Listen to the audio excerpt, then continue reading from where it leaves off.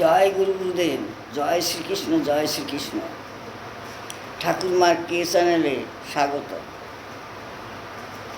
এখন বলছি এই ভাগবত থেকে।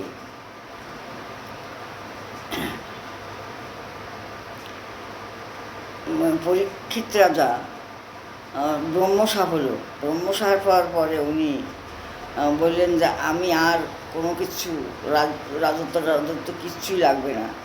জন্মেজয়কে রাজত্ব দিয়ে উনি গঙ্গা তীরে যেয়ে অবস্থান করতে লাগলেন। যে আমার তার পরমায়ু হলো 7 দিন। এই 7 দিনের ভিতর আমার যা করার তাই। এখন সব মুনি ঋষিরা, অনেক মুনি ঋষিরা আসছে ওনাকে সমস্ত সব নীতিবাক্য শোনানোর জন্যে, সবাই করছে। আর এপাশে ভগবান শ্রীকৃষ্ণ আদেশ করেছেন সুখদেবকে, ব্যাসপুত্র সুখদেব এসে উপস্থিত হয়েছেন। সুখদেবের অঙ্গে কোনো বস্ত্র নেই, উলঙ্গ। সেই সুখদেব তিনি ওই 16 বছরের যুবক। তিনি এসে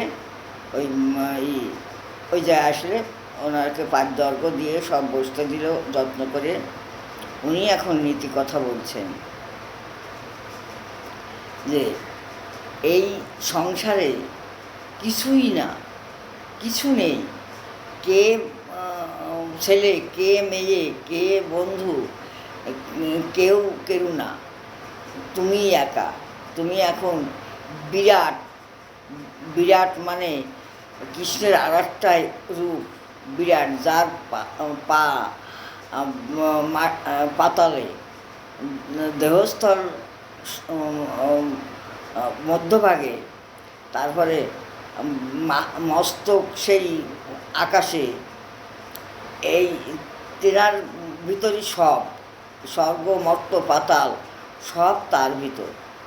মুনি ঋষি যোগী, দেবতা, গন্ধর্ব, মানুষ সব তার ভিতর, নদ নদী সব। তাই বললেন যে তুমি এক মনে সেই বিরাটের ধ্যান করো। বিরাটের ধ্যান করে তারপরে শ্রীকৃষ্ণের ধ্যান করো। ধ্যান করে আর কিচ্ছু করতে হবে না, তাই করো, তাতেই তুমি মুক্তি লাভ করবে। জয় গুরু, জয় গুরু, জয় শ্রীকৃষ্ণ, জয় শ্রীকৃষ্ণ। ঠাকুরমার কে চ্যানেলের ধন্যবাদ।